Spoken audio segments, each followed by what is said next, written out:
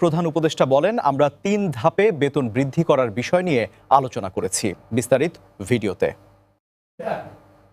এইমাত্র চূড়ান্ত হল ১৩ গ্রেডে পূর্ণাঙ্গ তালিকা। ১:৪ অনুপাতে পাশ হল নবম জাতীয় পে স্কেল। বাড়ি ভাড়া ৬৫% ও চিকিৎসা ভাতা ৪,০০০ টাকা সহ যাতায়াত ভাতা বৃদ্ধি। প্রধান উপদেষ্টা যা বলল।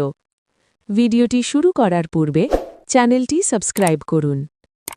দীর্ঘদিন পর নবম জাতীয় বেতন স্কেল কার্যকরের সভা অনুষ্ঠিত হয়েছে, যেখানে বেতন বৃদ্ধির সকল বিষয় নিয়ে আলোচনা করা হয়। তবে প্রধান উপদেষ্টা বলেন, আমরা ৩ ধাপে বেতন বৃদ্ধি করার বিষয় নিয়ে আলোচনা করেছি, কিন্তু কোনোভাবেই চূড়ান্ত সিদ্ধান্তে পৌঁছতে সক্ষম হইনি, যার ফলে বাড়ি ভাড়া ৬৫%, চিকিৎসা ভাতা ৪,০০০ টাকা সহ যাতায়াত ভাতা নতুন সিদ্ধান্ত নেওয়া হয়েছে। তবে এইগুলো দ্বিতীয় সভায় উপস্থাপন করা হবে, যার ফলে আবারও দ্বিতীয় সভার আয়োজন করা হয়েছে। দ্বিতীয় সভায় সরকারি চাকরিজীবীদের বেতন বৃদ্ধির চূড়ান্ত সিদ্ধান্ত আসবে এবং সর্বনিম্ন ২১,০০০ টাকা নির্ধারণ করা হবে।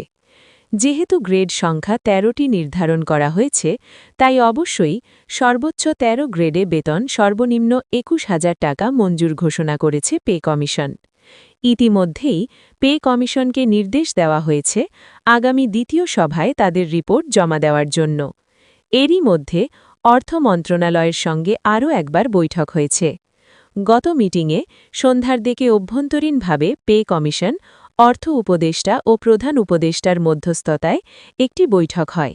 এই বৈঠকে বেতন তালিকার বিষয়টি চূড়ান্ত করেছে সংশ্লিষ্ট কর্তৃপক্ষ।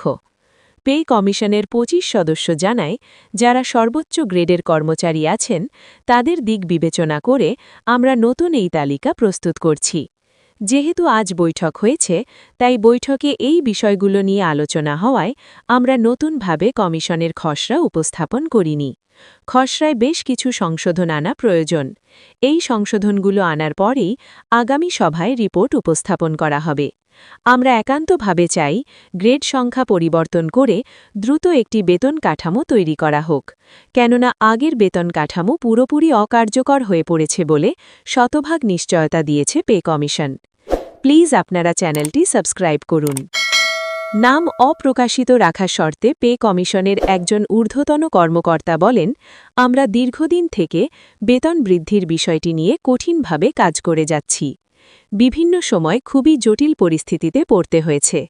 তবে অর্থ মন্ত্রণালয়ের ঊর্ধ্বতন কর্মকর্তারা আমাদের সঙ্গে কাজ করার ফলে আমরা নবম পে স্কেল বাস্তবায়নের বিষয়টিকে খুবই যৌক্তিকতার সঙ্গে বাস্তবায়ন করতে সক্ষম হয়েছি। আমরা আশা করি সরকারি চাকরিজীবীরা আমাদের পাশে থাকবেন। আমরা আগামী সভায় নতুন একটি সিদ্ধান্ত নেব, তবে এই সিদ্ধান্তই থাকবে শেষ সিদ্ধান্ত। এই সিদ্ধান্তের ফলে ১৩ গ্রেডে নতুন বেতন কাঠামো উপস্থাপন করা হবে। এছাড়াও কোন গ্রেডের জন্য কত বেতন নির্ধারণ করা হবে সেটা পুরোপুরি একটি তালিকা জনসম্মুখে আনা হবে। বর্তমান বাংলাদেশে প্রায় ২২ লক্ষ সরকারি চাকরিজীবী আছেন, তাই সকলের জন্য নবম পে স্কেল বাস্তবায়ন করা খুবই কঠিন একটি কাজ ছিল। পে কমিশন বলেন, অর্থ মন্ত্রণালয় ও প্রধান উপদেষ্টার সঙ্গে এই বিষয়টি নিয়ে কয়েক দফায় বৈঠক করেছিলাম। শেষ পর্যন্ত গত ৮ জানুয়ারির বৈঠক নবম পে স্কেল বাস্তবায়নের চূড়ান্ত সিদ্ধান্তে পৌঁছতে সক্ষম হয়েছি।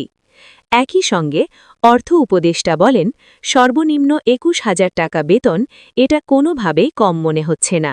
যদি কর্মচারীদের বেতন সর্বনিম্ন ২১,০০০ টাকা বৃদ্ধি করা হয়, তাহলে পূর্বের বেতন স্কেলের তুলনায় শতভাগ নিশ্চয়তায় জীবনযাপন কাটাতে পারবেন নিম্ন গ্রেডের কর্মচারীরা। আমরা ২-১টি মিটিংয়ের মাধ্যমে বিষয়টি সমাধানে নিয়ে আসতে সক্ষম নই। আমাদের আরও একটি বৈঠকের প্রয়োজন। যদিও ইতিপূর্বে কয়েক দফায় বৈঠক হয়েছে, তবে আগামী দ্বিতীয় সভায় গেজেট ও পে কমিশনের রিপোর্ট একই সঙ্গে প্রদান করা হবে। দয়া করে আপনারা চ্যানেলটি সাবস্ক্রাইব করে আমাদের সঙ্গে থাকুন।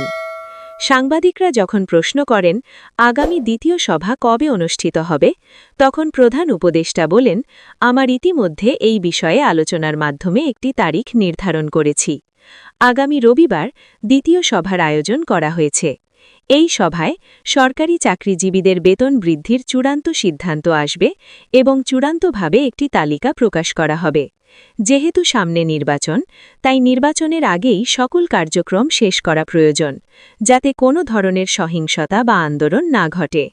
পে কমিশন বলেন, আমরা যথাসাধ্য চেষ্টা করছি আগামী রবিবার আমাদের রিপোর্ট প্রধান উপদেষ্টা ও অর্থ উপদেষ্টার কাছে হস্তান্তর করার জন্য। এরই মধ্যে কয়েক দফায় বৈঠক করেছি। এছাড়াও গত ৮ জানুয়ারির বৈঠক নবম পে স্কেল বাস্তবায়নের চূড়ান্ত সিদ্ধান্তে পৌঁছতে সক্ষম হয়েছি।